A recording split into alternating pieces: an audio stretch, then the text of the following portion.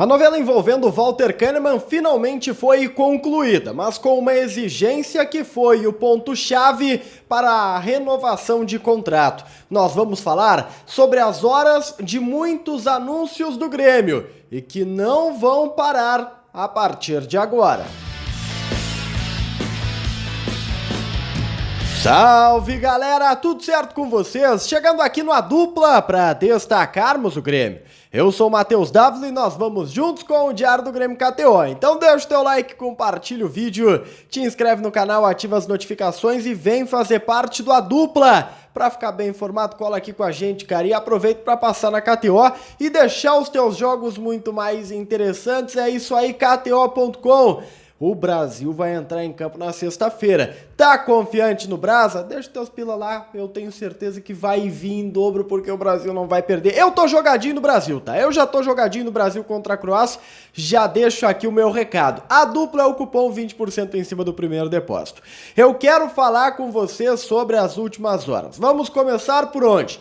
Vamos começar pelos reforços, tá? Porque o Grêmio oficializou a chegada de 4 jogadores para o elenco na temporada de 2023. Nenhum dos nomes surpreendeu, nenhum dos nomes foi uma novidade, porque nós já falávamos aqui no A Dupla, mas o Grêmio confirmou as contratações de PP, Bruno Vini, de Everton Galdini e de Reinaldo. Estes 4 jogadores foram oficializados como reforços do Grêmio para o ano que está começando. E não vai parar por aí, tá? De acordo com o Twitter gremista, mais novidades estão próximas de serem confirmadas. E nós sabemos que eles estão falando, né? Os membros ali da comunicação social do Grêmio, do Carbajo e do Cristaldo, que ainda não foram oficializados. Sobre isso, o diretor de futebol do Grêmio, o Brum, deu entrevista lá na Rádio Bandeirantes e o Antônio Brum confirmou que faltam as garantias bancárias para o Cristaldo e o Carbajo serem apresentados e oficializados como jogadores do Grêmio. Isso é mera burocracia. Ah, mas vocês estão falando isso há muito tempo, Dávila.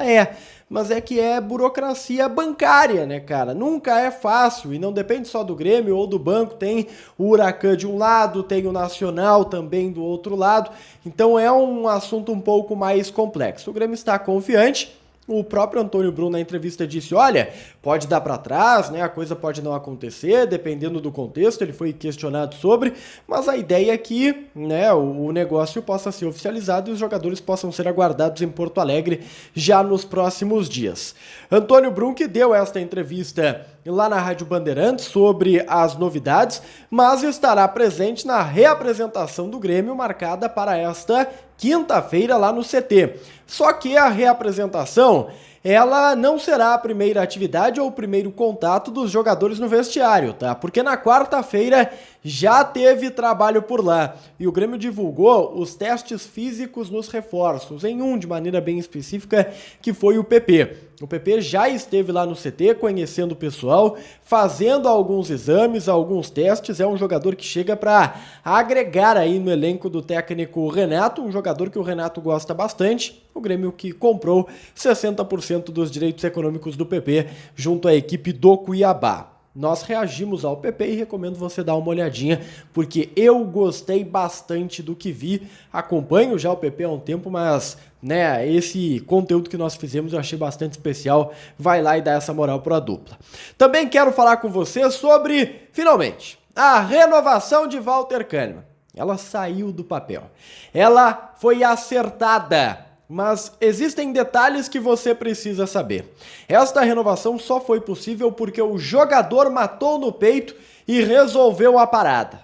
O jogador resolveu a parada. O empresário dele, o Martin Weinbusch, foi excluído praticamente dessa tratativa, tá? Ele está na Argentina, eu conversei com o Martin, ele está na Argentina e as conversas todas nas últimas horas foram em cima do Walter Kahneman, direção com o Walter Kahneman.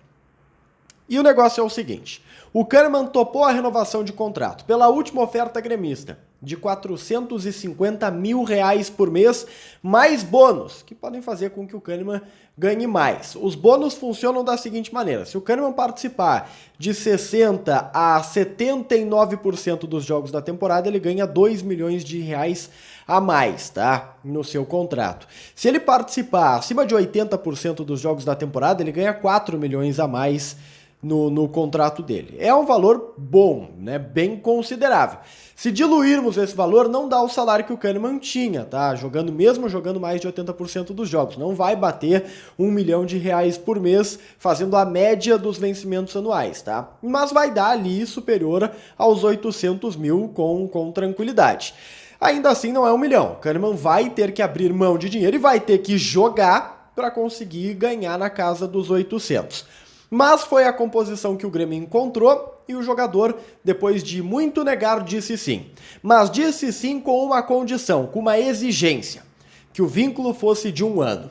O Kahneman pediu este contrato de tiro curto de 1 ano para o Grêmio. E por quê?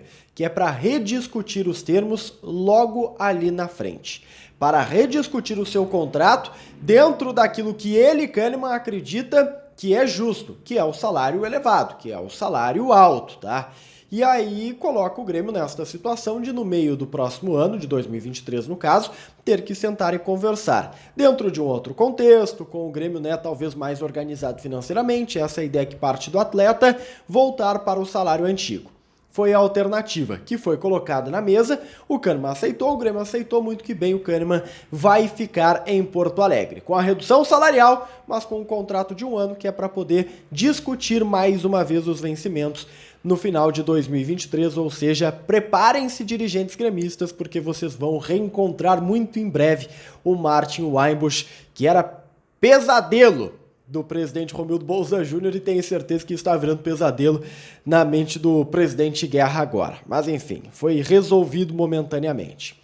O Grêmio que também tomou uma decisão de fechar o time de transição. O time de transição que era composto por 25 jogadores no final desta temporada de 2022, por conta de uma leitura de necessidade de corte de gastos, não vai existir nesta temporada de 2023. O presidente Guerra, durante a campanha, disse que não fecharia o transição, que gostava, né, que foi um projeto que ele participou na construção, na concepção, mas a decisão foi por fechar. O time de transição custava aos cofres do Grêmio aproximadamente R$500 mil por mês, tá? E o Grêmio toma essa atitude de fechar, mas com uma ideia: colocar os jogadores que podem ainda atuarem no time sub-20, lá na categoria sub-20, os que têm condições já analisados para compor o time profissional vão subir para o profissional, e aqueles que já passaram da idade do sub-20 e não estão no perfil do profissional vão ser negociados. O Grêmio já está fazendo isso, os atletas já foram comunicados e tudo está sendo organizado para que ninguém saia completamente prejudicado. Mas uma pessoa saiu, que foi o César Lopes, o treinador, acabou sendo demitido. Conversei com ele, claro, bastante chateado, mas dizendo entender os processos no mundo da bola. Quero destacar para vocês também que, se houve a demissão do César Lopes, houve uma contratação. É isso aí, teve uma contratação no Tricolor. Não uma contratação de fato, tá? Mas sim uma eleição, tá? Foi eleito como o novo diretor das categorias de base do Grêmio, o conselheiro Diego Martinoni. Ele que será o responsável por comandar o departamento de formação agora, sendo uma figura política, né, um abnegado. Ele assume a função depois da reformulação na área da formação gremista. Boa sorte para o Diego neste trabalho. Quem de fato foi contratado mesmo, bonitão, salário e tudo mais, é o auxiliar técnico Marcelo Salles. Ele que foi grande parceiro do técnico Renato no Flamengo, foi indicado pelo Renato para compor a comissão técnica gremista. É um pedido do Renato que acabou sendo atendido. Marcelo Salles, de 44 anos, fez carreira no Flamengo especificamente, né, com mais força. O Fera, como é chamado, vai compor o grupo tricolor, o grupo de trabalho, né, dos treinadores na temporada de 2023. Foram muito parceiros no Flamengo, essa parceria agora poderá ser reeditada aqui em Porto Alegre, no Tricolor Gaúcho. Pra gente fechar o nosso Diário do Grêmio KTO quente, cheio de informação, tá?